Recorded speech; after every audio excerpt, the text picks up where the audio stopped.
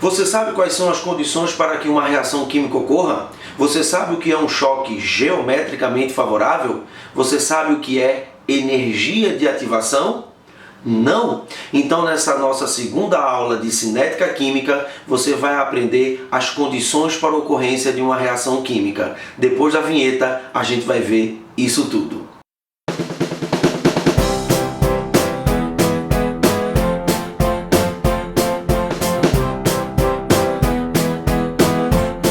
E aí, galera, tudo bom? Na nossa segunda aula de cinética química, nós vamos ver quais são as condições para a ocorrência de uma reação. Foi o que eu coloquei aqui, ó. Condições para a ocorrência de uma reação química. Para uma reação química ocorrer, são necessários que 4 condições sejam obedecidas. Quais são essas condições? Afinidade, contato, colisão, e a colisão tem que ser o quê? Efetiva. Vamos entender como é cada uma dessas 4 condições? Vamos lá. Pessoal, para que uma reação química ocorra, inicialmente, entre os reagentes deve existir afinidade química. Se não há afinidade química, essa reação nem começa. Vamos dar uma olhada nisso aqui. Eu sei que o zinco, ele reage com ácido clorídrico. O zinco reage com ácido clorídrico produzindo cloreto de zinco e gás hidrogênio. O gás hidrogênio é liberado, por isso que ele é representado por uma setinha desse jeito. Eu sei que o zinco, ele desloca o hidrogênio nessa reação química. Eu sei que o zinco, ele é mais reativo do que o hidrogênio, consequentemente, essa reação química ocorre. Agora, se eu pegar uma reação muito semelhante, agora, no lugar do zinco, eu colocar ouro, eu verifico que a reação não ocorre. O ouro, ele não tem afinidade nenhuma com ácido clorídrico. Então, como o ouro não tem afinidade nenhuma com ácido clorídrico, a gente pode dizer que essa reação química, ela não ocorre. Então, a primeira condição para que uma reação química ocorra é a afinidade. Se não houver entre os reagentes a afinidade, essa reação química não ocorre. A segunda condição é que entre os reagentes deve existir contato. Flávio, como assim contato? Gente, de nada vai adiantar eu saber que o zinco reage com ácido clorídrico se eu não colocar o zinco e o ácido clorídrico juntos. Eu colocar o zinco e o ácido clorídrico no mesmo recipiente. Então, para que haja uma reação química, além de afinidade, tem que haver o quê? Contato. Pessoal, uma coisa que eu falo muito em sala de aula é que o mundo macroscópico, ele é um reflexo do mundo micro. Então, pessoal, você começa a se interessar por uma pessoa, você começa a sentir uma atração por uma menina, por um menino, tá? E você, pessoal, inicialmente você tem uma afinidade. Como assim? Vocês gostam de coisas semelhantes. Você gosta de química, ele também gosta de química. Você gosta de biologia, ele também gosta de biologia. Vocês, os dois, vão fazer vestibular para medicina. Então vocês têm o quê? A afinidade. Você tem afinidade com ela, ela tem afinidade com você. Agora, só basta ter afinidade? Não. Para que a reação química ocorra, para que o namoro, ele prossiga, o que tem que acontecer? Tem que ter o contato. Tem que ter um olhar, tem que ter um bilhete, tem que ter a troca de uma mensagem por WhatsApp, tá? Mas tem que haver esse contato. Mas aí vem um grande detalhe. Não é só afinidade e contato. Por quê? Além de contato e além de afinidade, as moléculas dos reagentes, elas devem o quê? Colidir. Não sei se você já percebeu, não sei se você já viu, mas toda vez que um químico ele vai realizar uma reação química, ele sempre agita, o recipiente em que está acontecendo a reação. Ele está agitando simplesmente porque ele sabe que para a reação química ocorrer, os reagentes eles devem o quê? Colidir.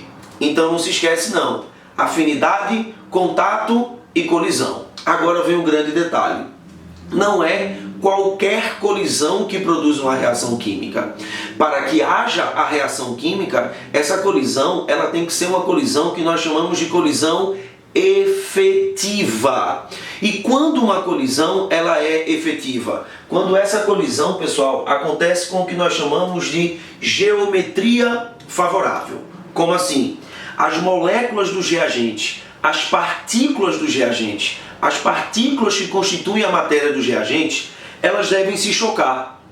E esse choque, pessoal, deve acontecer em uma posição adequada, em uma posição que favoreça, que seja mais fácil a quebra das ligações dos reagentes. Por isso que não é qualquer colisão que produz uma reação química. Além de colidir, essa colisão deve acontecer com uma geometria favorável e essa colisão deve acontecer com uma energia suficiente para que as ligações dos reagentes se quebrem.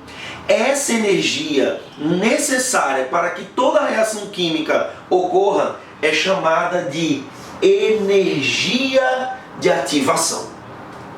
Energia de ativação. Eu gosto e eu falo muito em sala que a energia de ativação é um empurrão. É um empurrão, pessoal, que toda reação química precisa. Toda reação química precisa desse empurrãozinho para que a reação química o quê? Aconteça. Existem reações químicas, pessoal, que precisam de um empurrão bem grande. Existem outras reações químicas que precisam de um empurrãozinho bem pequenininho. Mas esse empurrão, essa energia de ativação é fundamental para que a reação química ocorra. Aí você pergunta assim para mim, Flávio, e o que significa barreira? Eu posso dizer que a energia de ativação é uma barreira que o quê? Que separa reagente de produto. É uma barreira que separa os reagentes dos produtos.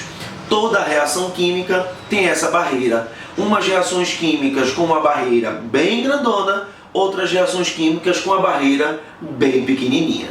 Beleza? Se liga e não se esquece disso. Para que qualquer reação química ocorra, qualquer uma, sem exceção nenhuma, 4 condições devem ser obedecidas. Você pergunta assim para mim, Flávio, mas se uma dessas condições não for obedecida, a reação química não ocorre. Aí você diz assim, Flávio, vem cá, tem afinidade, coloquei em contato, está colidindo, a colisão está acontecendo com uma geometria favorável, mas pessoal, se não tiver a energia necessária para quebrar as ligações dos reagentes, a reação química não ocorre. Os reagentes, eles voltam para o início da reação de forma intacta. Ou seja, se essas condições elas não forem obedecidas, a reação química ela não ocorre.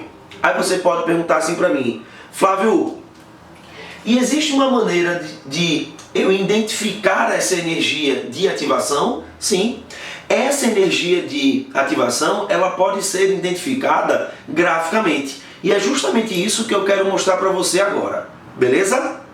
Bem, galera, como é que a gente visualiza a energia de ativação em um gráfico? Olha só, aqui eu tenho um gráfico que eu gosto de chamar de gráfico termocinético. É um gráfico onde no eixo X a gente tem o quê? O caminho da reação, é como a reação se processa, e no eixo Y a gente tem o quê? A gente tem a energia envolvida nesse processo. Eu gosto de marcar bem isso aqui como o caminho da reação, por quê? Porque uma reação se processa, galera, do reagente para o produto. A reação se processa do reagente sentido o quê? Sentido produto. Preste atenção que nesse gráfico existem 3 coisas importantes para a gente comentar. Primeiro, repara que aqui eu tenho o quê? A energia própria dos reagentes e aqui eu tenho o quê? A energia própria dos produtos. Consequentemente, a variação da energia dos produtos pela energia dos reagentes vai me dar o quê? A variação de entalpia dessa reação. como a energia dos reagentes é maior do que a energia dos produtos, eu posso falar que esta reação é uma reação exotérmica. Essa reação é uma reação exotérmica.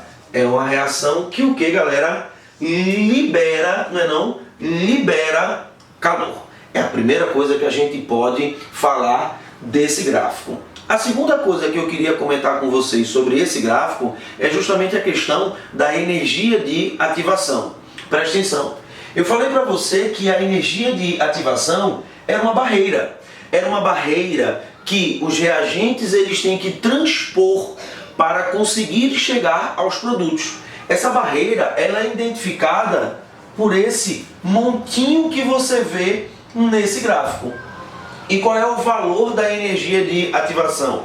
A energia de ativação, pessoal, é a energia que os reagentes precisam absorver para chegar até o que nós chamamos de complexo ativado. Os reagentes, a energia de ativação é o que? É a energia que os reagentes precisam absorver para chegar até o que nós chamamos de complexo ativado. Flávio, e o que é o complexo ativado? O complexo ativado é uma estrutura intermediária e instável entre reagente e produto. O complexo ativado é o exato momento onde as ligações dos reagentes estão sendo rompidas e as ligações dos produtos estão sendo formadas. Como é que eu posso representar esse complexo ativado? Vem cá. Eu tenho aqui duas moléculas reagentes. Veja que essas moléculas elas estão se chocando com um choque geometricamente favorável e no momento desse choque, esse choque acontece com uma posição adequada e com uma energia suficiente. Uma energia suficiente para quê? Para romper as ligações dos reagentes e o que? Formar as ligações dos produtos. Essa estrutura intermediária instável entre reagente e produto, porque aqui tu tem reagente, aqui tu tem produto, a gente chama de complexo ativado. Beleza? Então, nesse gráfico termocinético, a gente consegue falar muitas coisas. Nós podemos falar conceitos de termoquímica e nós podemos falar conceitos de quê? Conceitos de cinética química. Uma outra coisa importante desse gráfico, que é referente à energia de ativação, é que você pode perceber uma coisa interessante. Presta bem atenção. Eu falei para você que a energia de ativação é uma barreira que separa o que? Reagente de produto. Se esquece desse detalhe não. Quanto maior essa barreira, mais lenta é a reação.